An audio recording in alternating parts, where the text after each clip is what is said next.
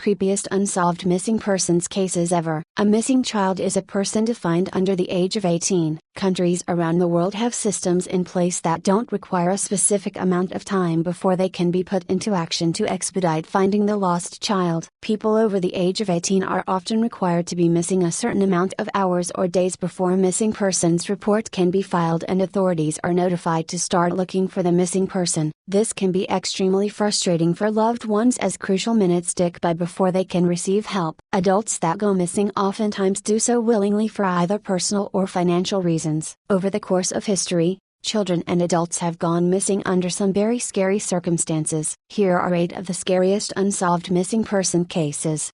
1. Tara Calico. The disappearance of Tara Lee Calico is one of those cases I think about now and again. My mind always goes back to the Polaroid picture that people assume to be her tied up with duct tape over her mouth and her favorite book sitting at her side, not to mention a little boy in the same predicament next to her on the bed. So today, friends, we're going to look at the case of Tara Calico and try to find out everything there is to know. As always, reader discretion is advised. On the 20th of September, 1988, in Belen, New Mexico, 19-year-old Tara Lee Calico set off on her daily bike ride at around 9:30 am. She liked to listen to her Walkman during the ride, and that day she was listening to a Boston cassette. Tara regularly rode along Mexico State Road 47 as she liked to keep fit and even planned to play a few games of tennis with her boyfriend around lunchtime that same day. She would never make it to her 12:30 tennis date or her university class at 1600 hours, as she disappeared that same morning, never to be seen again. The teenage girl neglected to meet her boyfriend or return home. Smashed fragments of her Walkman and the cassette tape were spread out in 3 pieces along the trail. The tape was found 3 miles from her home,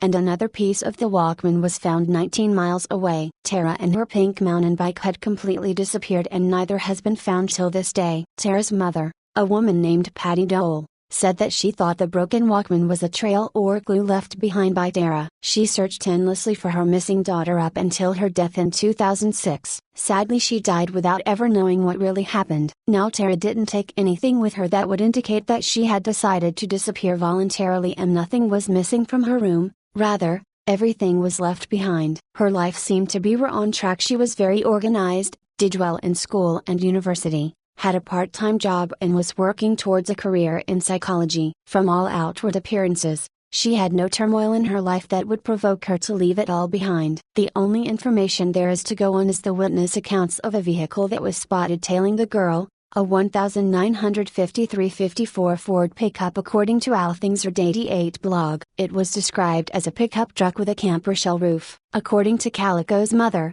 she used to ride along with her daughter but decided not to continue as she believed a vehicle was following her. She had suggested Tara carry some form of protection when cycling alone, but Tara had nothing of the sort with her the day she went missing. Tara's Charlie Project page notes that there was bike tire marks on the ground where the cassette tape was recovered. Was it evidence of a scuffle? Fast forward 9 months and 1,400 miles away in Florida, a woman finds a disturbing Polaroid picture in the car park of a convenience store in Port St. Joe, Florida. According to the woman, it was found on the ground where a white windowless van was previously parked. Below is an example of what the vehicle may have looked like. The photograph shows a bare-legged young woman with her hands behind her back and a piece of black duct tape across her mouth. She's lying on a pile of mismatched blankets and pillows with various patterns, and small boy lays next to her in the same predicament. An empty plastic cup is near the girl's feet. They appear to be in the back of a windowless van. Could it be the very van that drove off that day that left this disturbing Polaroid behind? A book is next to the girl, and was identified as My Sweet Audrina by V.C. Andrews. I've never read this title. However, our old pal Wikipedia tells us the story features diverse real-world subjects such as brittle bone disease, rape, post-traumatic stress disorder, diabetes, and autism in the haunting setting of a Victorian-era mansion near the fictitious River Lyell. You can read more about the book here, if you're looking for clues. The reason the book was of significant interest was because V.C. Andrews was Tara Calico's favorite writer, and many believe that the girl in the photo is her, including her own mother. The book was also #1 seller in the early 80s, though, so take from that what you will. For a while the little boy next to the girl was thought to be missing child Michael Henley. Henley went missing during a camping trip with his father. It turns out the little boy had wandered off and was attacked by a wild animal. His remains were discovered 2 years later in 1990. So the theory that the two New Mexico kids had been abducted the same year and were somehow connected was dismissed. A couple of interesting points about the picture are that Calico's mother claims the girl in the picture has a scar on her calf that is the same as a scar Calico had sustained in a crash previously. I can't really see what she is referring to in the image, but my best guess is the purplish line near the edge of the picture. The girl is wearing an Egghead Software t-shirt according to Allthingsred88.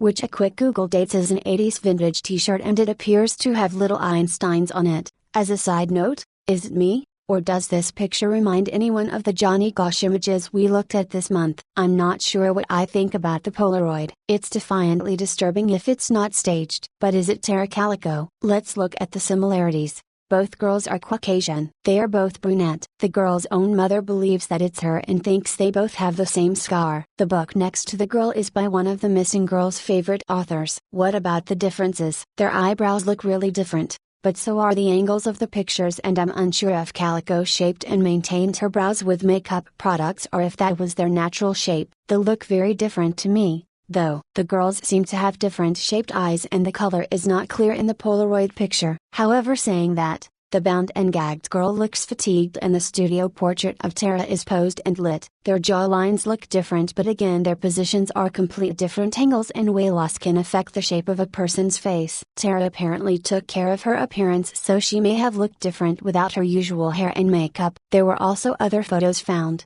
but they weren't released. I think one of them is floating around online, and is a topless girl, the same one from the Polaroid? I don't know, in bondage, as well as another with a woman on a train with bandages around her head and large glasses sitting next to an unidentified adult male. I'm not sure of the connection other than they were all once mentioned in the same breath on a missing persons profile apparently. I didn't find that page when looking. On top of that, this photo was anonymously mailed to police and shows a picture of a young boy with a black Sharpie gag drawn over the mouth. Whether or not this has something to do with anything, I have no idea. The image can be viewed in the link here. When searching around online for mentions or Calico being hit by a vehicle or stalked in any way, I found a comment on Reddit Unresolved where someone posted a link to an incident report, which as far as I can tell was filed in the 2000s. Correct me if I'm wrong. The report seems to be revolved around an old school friend of Calico, Melinda Esquibel, who seems to be investigating the case to make a documentary in the hopes of digging to find the remains of the missing girl. Apparently the information leading to the whereabouts of Calico's remains was gained via word of mouth at social gatherings in the town over the years. No names of who provided the alleged location were given,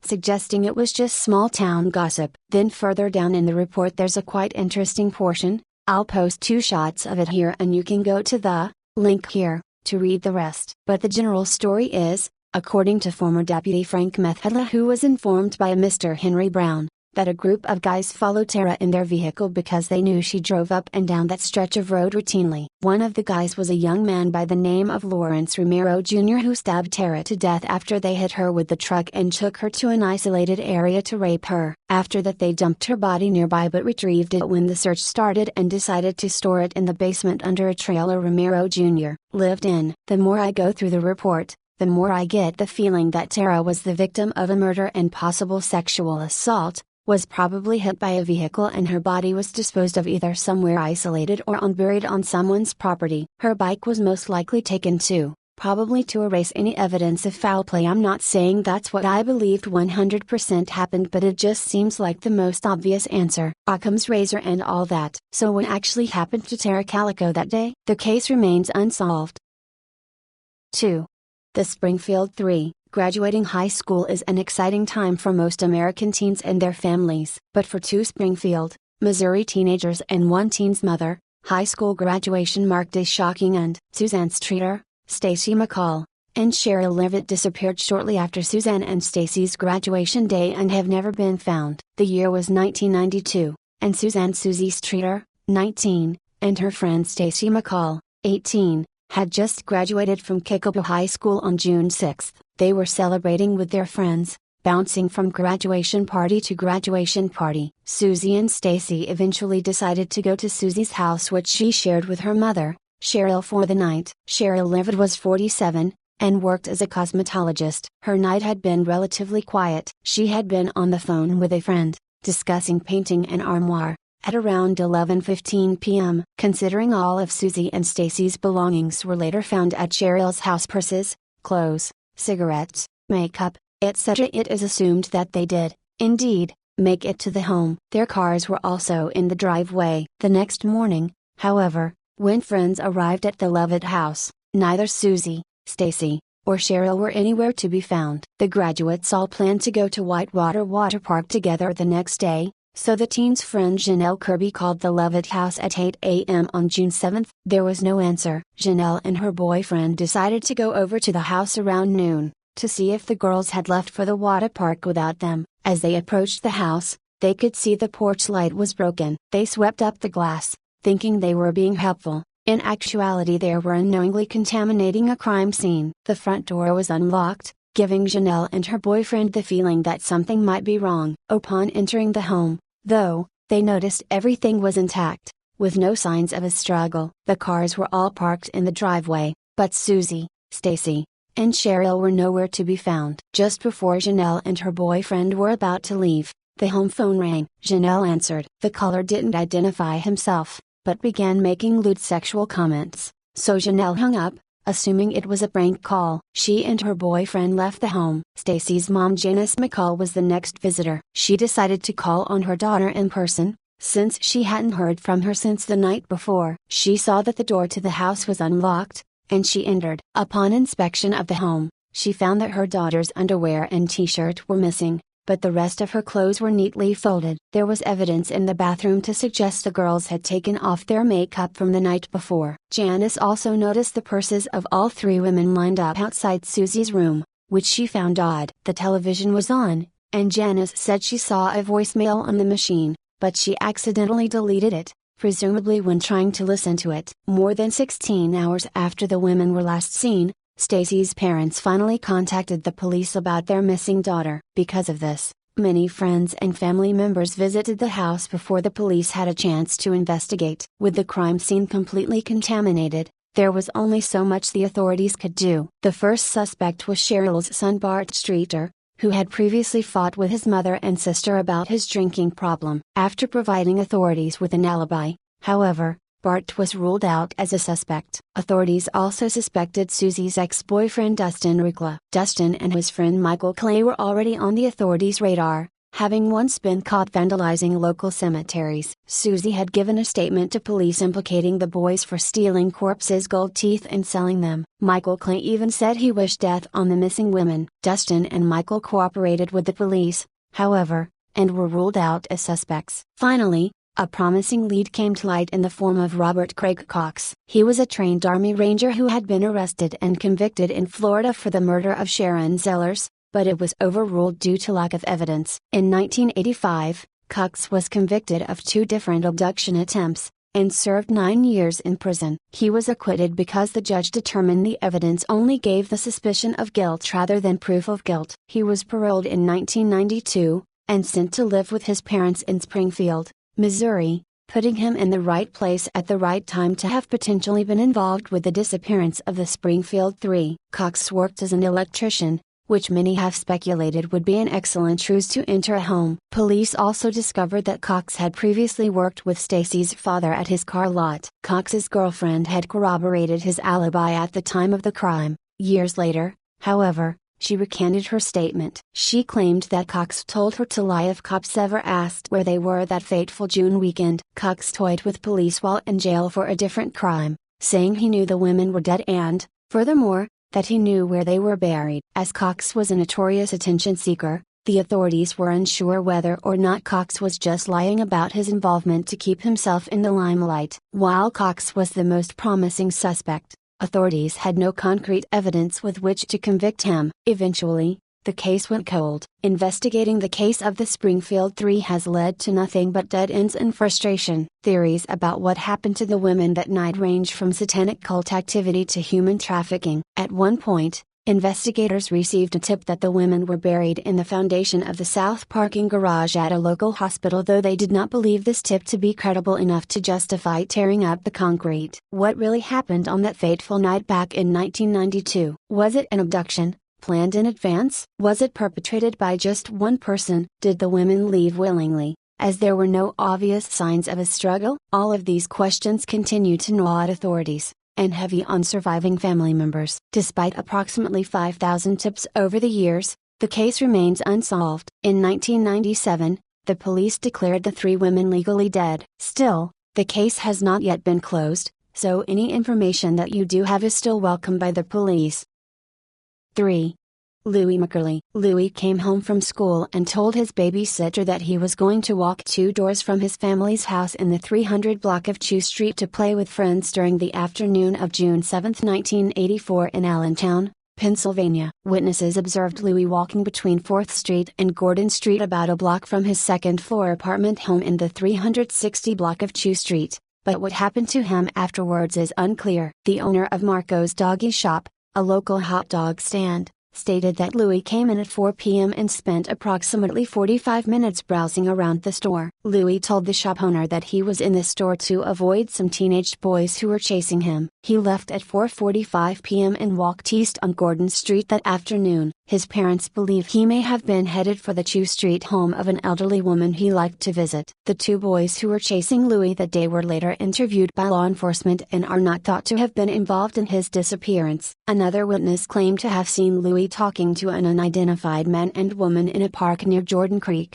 approximately 1 block from his residence, at approximately 4:30 p.m. This area was about 1 block away from Louie's residence. The story was not confirmed, but it has not been ruled out as a possible scenario either. Louie has never been heard from again. Louie's parents did not report him missing until 11:10 p.m. that evening. His mother had been in the hospital undergoing surgery, and he was in the care of an aunt at the time of his disappearance. He liked to stay out late and usually did not return home until about 9:30 p.m. Once he left the house in the early morning hours and accidentally locked himself out. His parents installed a special lock on the door to prevent this event from occurring again. When Louie did not come home late in the evening of June 7th and did not answer parents' calls for him, they contacted police. An extensive search of the area turned up no clues to his whereabouts. Louie enjoyed playing near water, particularly near Jordan Creek and Lehigh River, at the time of his disappearance. Shortly before he vanished, he mentioned that he would like to visit Dorney Park. No trace of him was found at any of those places. His parents took lie detector tests early on in the investigation and were ruled out as suspects in their son's disappearance. There were rumors that they had abused and or neglected Louie, but the social services investigated and found the allegations to be without merit. Louie's parents have 3 other children, 2 boys and a girl. He is their second oldest child. In January of 1984, Louie told his parents, his school's nurse, and a psychologist that he had been molested by a couple named Frank and Elizabeth. His accounts of the alleged incident differed. Once he said he had been molested on the railroad tracks near Jordan Street and the Lehigh River, and other times he said Frank and Elizabeth had driven him to an apartment in Allentown and molested him there before taking him back to his own neighborhood. There may have been more than one incident. Louie says the couple threatened to hurt him if he told anybody about what they had done. The Allentown police were notified but could not find enough evidence to warrant an investigation, as Louie could not provide any last names or addresses in his accounts. It is not known whether molestations, if they actually happened, have anything to do with Louie's disappearance 6 months later. In 1988,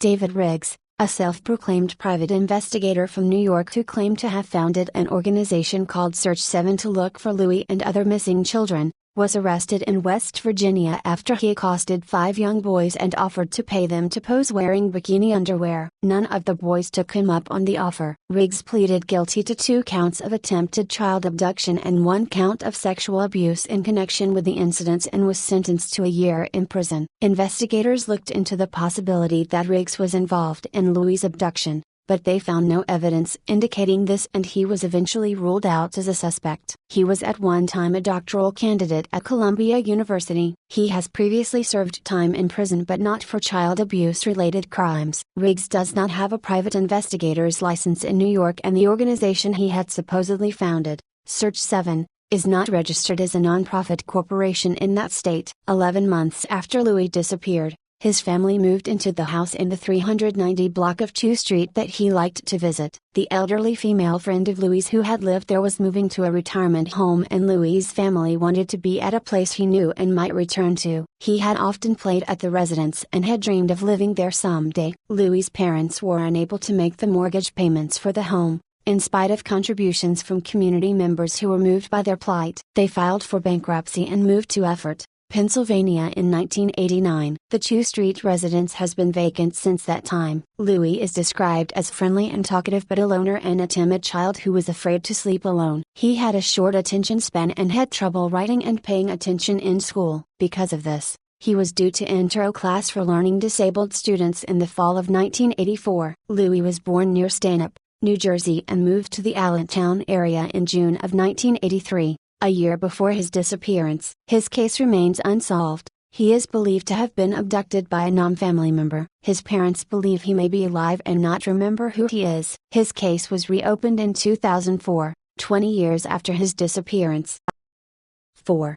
Disappearance of Maura Murray. It was a cold February day in 2004, when UMass Amherst student Maura Murray took a spontaneous trip toward the White Mountains. She told no one where she was going when she emptied her bank account, packed up her things, and hit the road. Just as quickly as her road trip started, it abruptly came to an end that evening when Murray crashed her car on a rural New Hampshire street. She has never been seen again. Murray's car was found abandoned on February 9, 2004 in Haverhill, New Hampshire by state police responding to a call by a concerned bus driver. The bus driver came upon the crash, and a seemingly uninjured Murray told him she had called AAA, even though she hadn't, and didn't need his help. The driver left the accident and alerted police when he got home. When police arrived to the scene minutes later, they found the wrecked vehicle, but no sign of the driver. The car's windshield was cracked, the airbags were deployed, the doors were locked, and a box of wine was spilled across the car seat. All of Murray's belongings, except for her debit cards and cell phone, were in the vehicle, and a rag was stuffed inside of the tailpipe. The peculiar scene conjured up many questions. What happened? And why? And where was Murray? 12 years later, authorities still haven't been able to answer those questions. Murray's disappearance has captivated many across the web, spawning endless discussion on her life and what could have happened to her. Did the young woman walk off into the woods and freeze to death? Or, did her bad luck continue that night and lead her into the car of a killer? In order to find answers, internet detectives have analyzed the 21-year-old's personal life. In the months before the accident, Murray was arrested for credit card fraud. She was on probation for the incident when she disappeared, and she also experienced an emotional breakdown while at work days before. 2 days before the accident, Murray's father, Fred, visited her on campus. The two shopped around for used cars together, before Murray borrowed her father's car to party with friends. Later that evening, an inebriated Murray decided to return the car to her father and got into an accident. Murray managed to escape being arrested by police, but the event upset her. Her father said Murray felt as though she let him down. Fred left Amherst on February 8. He spoke with his daughter around 11:30 p.m. on the phone that night to arrange to fix his car on the following Monday. As it turned out, his wrecked car would be the least of his worries. On the day of her disappearance, Murray emailed her professors and told them she was taking a week off of school for a family emergency. In actuality, there was no family emergency. As well as the emails, she searched for directions to the Berkshires in Burlington, Vermont. She also researched condos in the New Hampshire area. A resident heard Murray crash outside her house at 7 p.m., and reported the accident by 7:30 p.m. The bus driver reported the accident around 7:43 p.m., and the police arrived at 7:46 p.m. When she couldn't be found that night, the authorities placed a BOLO, be on the lookout, for Murray the following day. Her family and boyfriend arrived in Haverhill on February 11, and a search was done by New Hampshire Fish and Game, 2 days after her disappearance. The search yielded no evidence or sign of Murray. As a part of the investigation, Murray's family and boyfriend were interviewed by police. Her boyfriend, Billy, told them he received a voicemail, that has since been deleted, on the night of the accident that sounded like Murray crying. Police were not able to determine if the call was actually from Murray. At the initial time of her disappearance, police explored multiple scenarios as to what happened to the nursing student. One possibility was that she had committed suicide. but police concluded it was unlikely based on information family had given to them about Marie's state of mind at the time. She was doing well in school, and didn't have anything truly disrupting her life, that they knew of. Authorities also entertained the idea that Marie walked away from the scene, was picked up by a passerby, dropped off at a bus station and fled the area. Along with that idea, another theory speculated Marie was intoxicated when she crashed and she wanted to avoid getting into trouble. Police explained the theory in a Boston newspaper. Second unlikeliest is that, intoxicated, she ventured into the woods and was overcome by the elements. But dogs couldn't trace her scent, there were no footprints in the fresh snow, and helicopters equipped with heat-seeking devices were no help.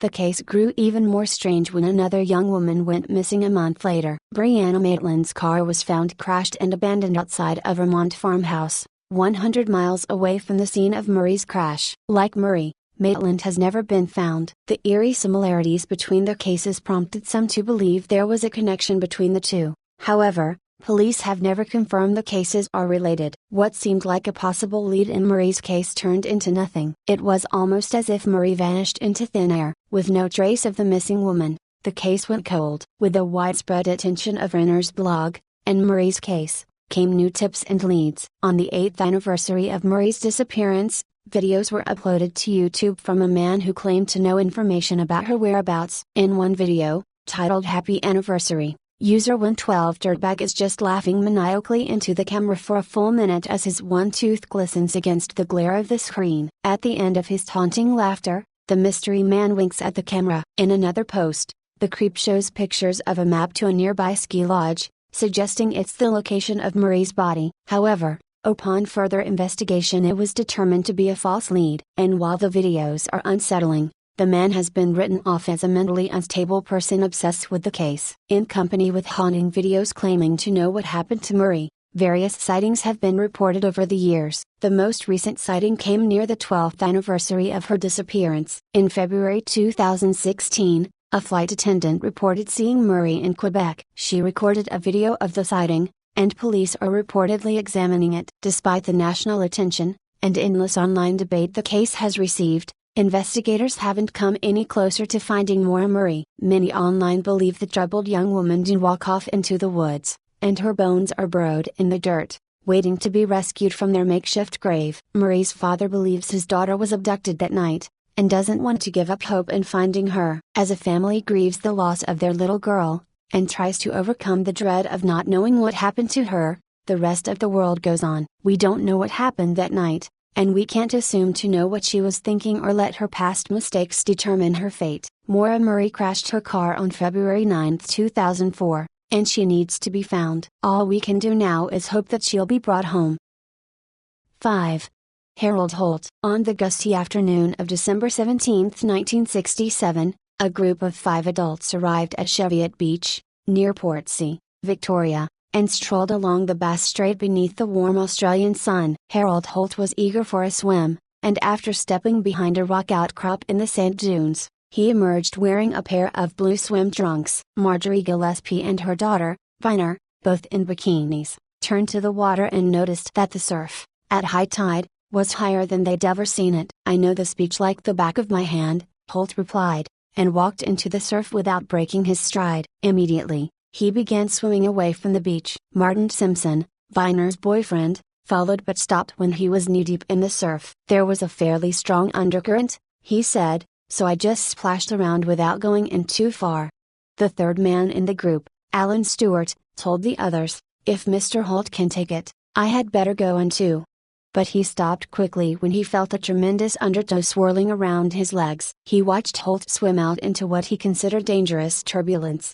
Marjorie Gillespie had kept an eye on Holt as he swam further away, drifting from them until the water seemed to boil around him and he disappeared. Holt's 4 companions climbed a rocky cliff and searched the water for traces of him. Finding none, they began to panic. Stewart went for help, and within minutes, 3 scuba divers were wading into the water. But the undertow was too strong even for them, and the currents made the water turbid and difficult to see in. They retreated from the surf, climbed a rock and scanned the water with binoculars until police and search and rescue teams arrived. Within an hour helicopters were hovering over the coast, and divers, tethered by safety ropes, were stepping into the churning sea. By sundown, nearly 200 personnel had arrived, including rescuers from Australia's Army, Navy and Coast Guard, the Marine Board of Victoria and the Department of Air. The largest search and rescue operation in the nation's history was all for naught. Australia was paralysed by news of the unthinkable. Prime Minister Harold Holt was gone at the age of 59. 2 days later, Holt was officially declared dead, and Country Party leader John McEwen was sworn in as Prime Minister. On December 22, a memorial service was held, attended by dignitaries including U.S. President Lyndon Johnson, Prince Charles of Wales and the presidents of South Vietnam and South Korea. But it did not take long for conspiracy theories to take hold of Australia's collective imagination. How could the country's leader simply disappear on the beach, in the company of just a few friends? Under the law, without a body, there could be no official inquest into Holt's disappearance. It wasn't until the Coroner's Act was signed into law in 1985 that the coroner's office was required to investigate suspected deaths in the absence of a body. Despite an extensive report made by the Commonwealth and Victoria Police, where eyewitness statements and search and rescue operations were recorded in detail, there were those who refused to believe that Holt, a reputed strong swimmer, had accidentally drowned. Just 4 years after the assassination of U.S. President John F. Kennedy, the land down under had its own sweeping intrigue. Holt had spent more than 3 decades in Parliament and married to his University of Melbourne sweetheart, Zara Kate Dickens. But he had been Prime Minister less than 2 years when he disappeared. A few months after he had been sworn in January 1966, he had his defining moment in office. In a speech in Washington, D.C., Holt announced his support for the Vietnam War, declaring that Australia will be all the way with LBJ. Later that year, Holt agreed to increase Australian forces in Vietnam, and 750,000 people turned out to welcome President Johnson in Melbourne. There were also many war protesters who tossed paint at Johnson's car and chanted, "LBJ, LBJ, how many kids did you kill today?" Soon after Holt waded into the Bass Strait, speculation centered on his mental state at the time. People wondered whether, despondent over political pressures and the growing unpopularity with the Vietnam War, the Prime Minister committed suicide. It was also widely believed that Holt had been having an affair with Marjorie Gillespie. That much was true. Zora Holt's memoirs confirmed that he had had a number of extramarital affairs, and years later Gillespie acknowledged that she'd had a long relationship with him. Rather than suicide, some suspected, Holt had merely faked his death so he could run away with his mistress. Over the years, the theories would only become more elaborate. 15 years after Holt's death, Ronald Titcomb, a former Australian naval officer, convinced the British novelist Anthony Gray that the Prime Minister had been working as a spy for the Chinese government since the early 1930s. Holt, Titcomb surmised, had been convinced that the Australian Secret Intelligence Service was onto him. On the day he was last seen, Holt simply swam out to sea and was picked up by a Chinese midget submarine. This theory was greeted with plenty of scoffing, and Zora Holt dismissed it famously years later, saying, "Harry, Chinese submarine?" He didn't even like Chinese cooking. The U.S. Central Intelligence Agency was not immune from speculation. Holt might have been rethinking his commitment to the Vietnam War, which was becoming increasingly unpopular in Australia. The CIA, this line of thinking went, had gotten him before he had a chance to withdraw his support. That Holt's death did not require formal inquiry only added fuel to the theorizing that there had been a cover-up at the highest reaches of the Australian government. It wasn't until 2005 that the Victorian coroner opened just such an inquiry into Holt's disappearance. State Coroner Graham Johnston found that Harold Holt had drowned at Cheviot Beach and that his body had been either swept out to sea or taken by sharks. Cheviot Beach had long been perilous. Countless shipwrecks had been documented in the vicinity over centuries, and the area had been cordoned off as a military zone. Holt had been given special permission to access the beach with his friends in privacy. Though he was an experienced swimmer, he had also been taking pain medications for a shoulder injury at the time, and just 6 months earlier he had almost drowned at the same spot while snorkeling with friends. The coroner's report did not halt the conspiracy theories entirely, but it did provide support for a judgment first rendered by Lawrence Newell, the police inspector who investigated the case in 1967, and concluded that the cause of Holt's death was quite simple: overconfidence and a dangerous rip current. "I think he went for a swim under conditions where he was most unwise," Newell said, "and that's it." 6. Robin Gardner. These are the last photographs of missing Maryland woman Robin Gardner, taken hours before she went missing from Aruba, allegedly after going snorkeling with the man who is suspected of killing her after reading a text she sent to her boyfriend telling him she loved him. Aruba prosecutors released the photographs on Wednesday to help aid potential witnesses on the Dutch Caribbean island and detained Gary Giordano, 50, for another day. Previously released pictures yielded little results. According to officials, 2 pictures of Robin wearing her favorite dress were taken as she left a restaurant on the afternoon she went missing. In one photo, Giordano's back is also visible as they depart the Rum Reef restaurant. Prosecutors also released a photo of the white Toyota RAV4 that the two rented on the island. Meanwhile, it has been reported that police believe the 50-year-old businessman killed the 35-year-old dental assistant after becoming jealous when he read a message she sent to her boyfriend back home saying, "I love you." The sudden moment of anger is said to have spoiled a premeditated plan he had made to murder Robin and dump her body at sea in an attempt to cover his tracks, according to the National Enquirer. It is thought that Giordano was trying to collect a $1.5 million accidental death policy but slipped up, leading to his arrest. Sources said police are considering the theory that the suspect was obsessed with the 2005 death of Natalie Holloway, a teenager from Alabama, and the subsequent failure of police to convict Joran van der Sloot of killing her. Cops think Giordano believed that Joran dumped Natalie's body at sea, and he was planning to do the same thing, a source said. Robin, who met Giordano online, is not thought to have had a physical relationship with him. She was dating another man, Richard Forrester, at the time but traveled with Giordano, 50, to Aruba after the relationship was said to have hit some stumbling blocks. Police are said to believe that on the day of her disappearance, Robin sent a text to her boyfriend, which read, "I love you, I care about you, we'll sort this out when I get back."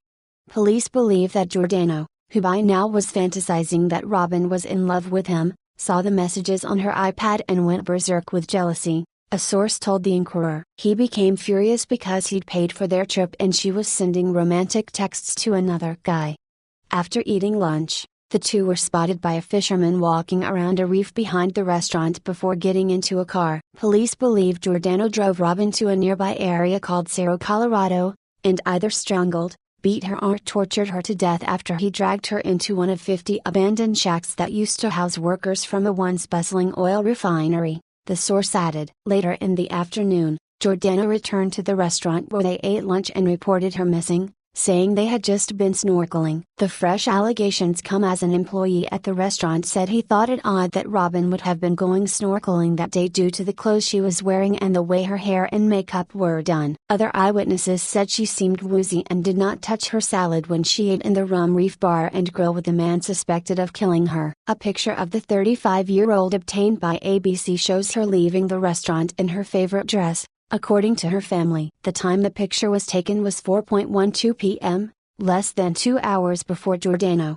50, reported her missing. The picture has emerged at the same time a close friend of Robin said that she did not just pack up and go to Aruba with a man she barely knew, but she had actually known him for years after meeting him on dating website Match.com. Leon Delauder said, their relationship spanned back a long way. They'd known each for a couple of years. They met on Match.com and went out a date, but it didn't work out and they stayed friends. It wasn't a date, they were never seeing each other, she told Radar Online. It was initially believed that the pair recently met on an internet site and that Giordano paid the pretty blonde to go away with him. Miss Delauder added, she wasn't the type of girl to go away with someone she didn't know at all. She was very trusting and always saw the good in someone, saw light where there was darkness. But she wasn't naive. They were just going as friends.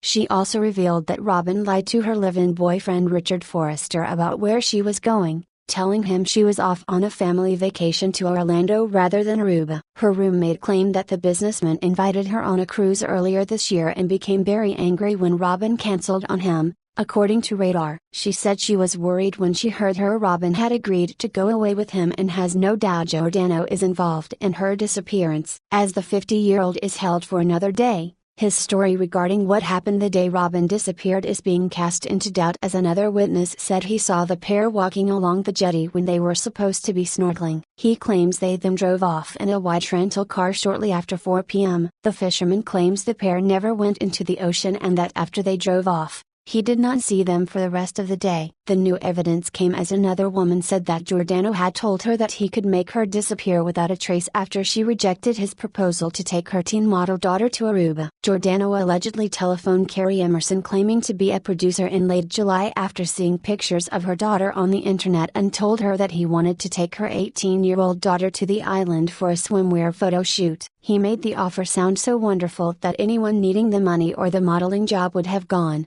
she told Fox News. Thankfully it was me who answered the phone and not my daughter. During the conversation, he told me that he could make me disappear and no one would ever look for me.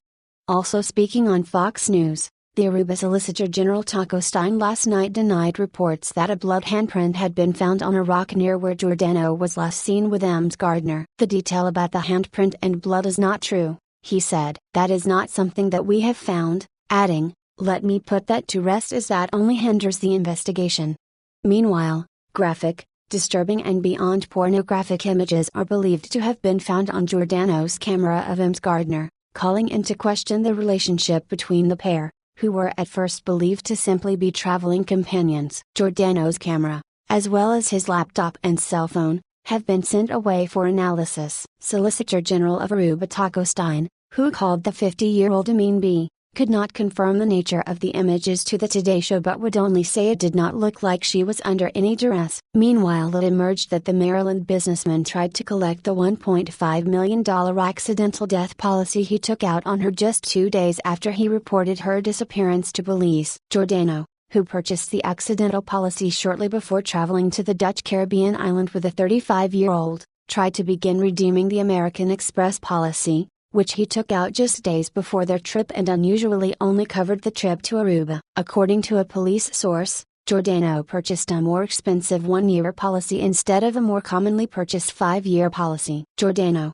a twice-divorced father of 3, is still fighting the accusations and is being held in an Araban prison. He still denies anything to do with Robin's disappearance and claims she vanished while they were out snorkeling. Police are looking at a rock which is said to have a full handprint and blood on it that was found behind a restaurant that the pair were said to have dined in before her disappearance. On Monday, Giordano was ordered to remain in an Araban jail for another 16 days while police investigate serious inconsistencies in his account of events. The American Express accidental policy is currently being investigated by the FBI. Court documents show the 50-year-old has a history of domestic violence, has not been charged but remains the only suspect in the case. His attorney has said he had nothing to do with her disappearance and has called for his release from jail. Officers having been tracing the movements of Giordano in the hours before Ms. Gardner's disappearance, but said they have had trouble identifying him in surveillance video because he frequently changes his toupees. Video shows the pair at the Rum Beef Bar and Grill in the Baby Beach area of the island where Ms. Gardner went missing. Restaurant staff have told investigators that the woman seemed woozy while they ate. Surveillance footage also shows Giordano in his rental car at the back of the restaurant,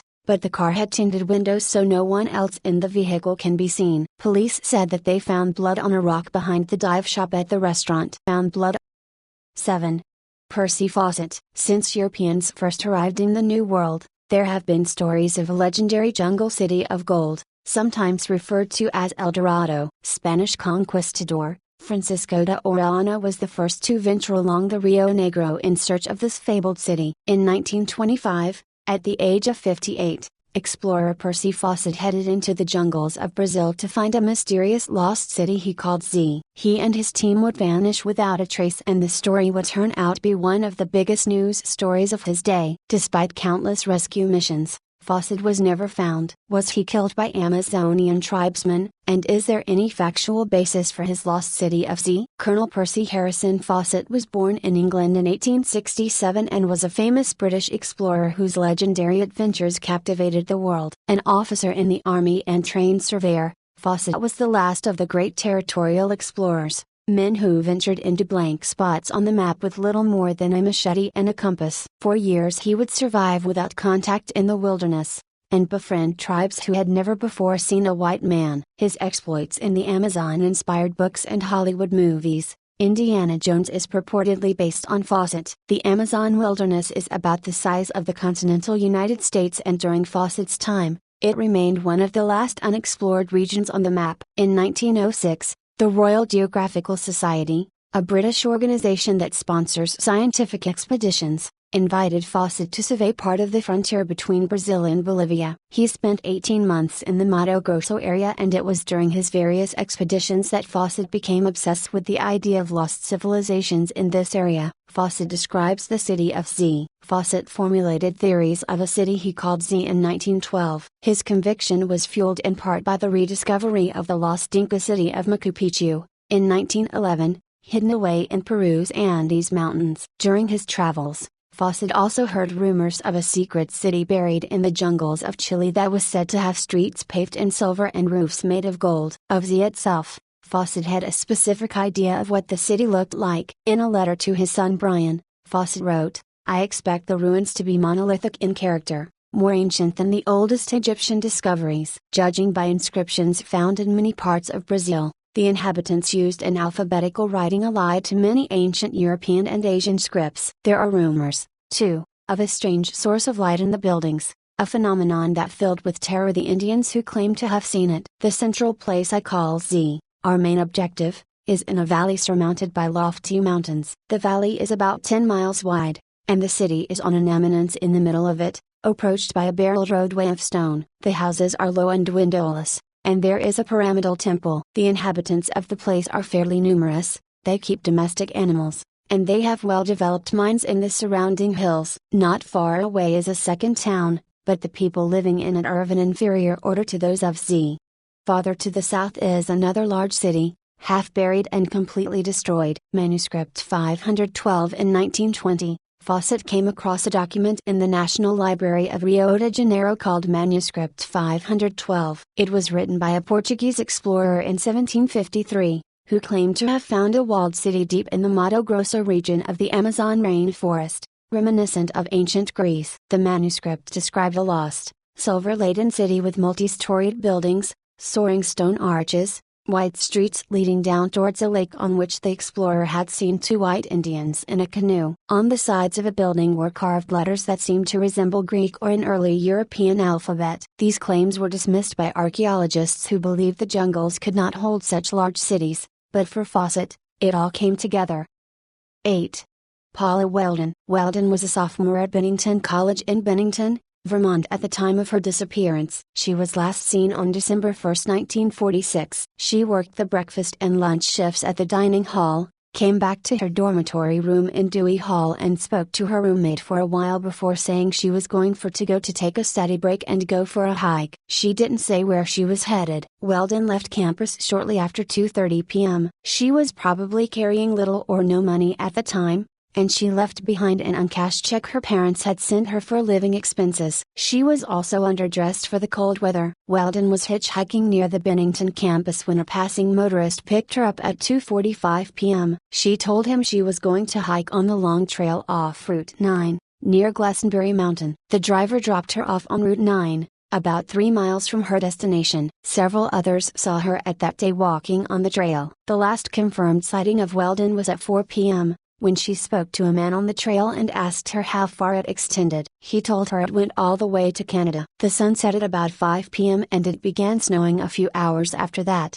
accumulating 3 inches. Weldon has never been heard from again. Her roommate became concerned the next morning when she realized she'd never returned home the previous night. Later that morning, she notified the school authorities of Weldon's disappearance. At the time, Bennington students were required to sign themselves out if they planned to stay out past 11 p.m., then check in with the school security officer upon their return. Weldon had done neither of those things. When she failed to attend her classes the following Monday, Bennington College officials notified her family and the police. An extensive search of the Long Trail and its environs turned up no sign of Weldon and no significant clues. The search was hampered by the fact that Vermont had no state police at the time. Eventually, officials from Massachusetts, Connecticut and New York stepped in to help. Investigators initially believed Weldon had gotten lost in the mountains and died of exposure, but as time passed without their finding any sign of her, they began to consider other theories. Authorities looked into Weldon's background to see if she might have left of her own accord. She had never had a steady boyfriend and she was a good student, majoring in art. but she had lately become less interested in the subject. She found herself drawn to music and botany instead and may have been thinking of changing her major. Although there were reports that she was somewhat depressed at the time of her disappearance, her family and friends said she only had normal problems for a girl her age and was not unhappy enough to commit suicide or run away from home. She left all her belongings behind, and her family stated she was not the type of person to leave without warning. There is no hard evidence of foul play in Weldon's disappearance, but many people believe she was murdered and buried somewhere near the Long Trail. Weldon lived with her parents and 3 younger sisters in Stamford, Connecticut when she was not in school. She enjoyed painting in oils and watercolors, pencil and charcoal sketching, and playing the guitar, and she was physically active and an experienced hiker and camper. In part because of her father's lobbying, in July 1947, Vermont passed a law creating a state police force. Weldon's disappearance remains unsolved. There has been no indication of her whereabouts since 1946.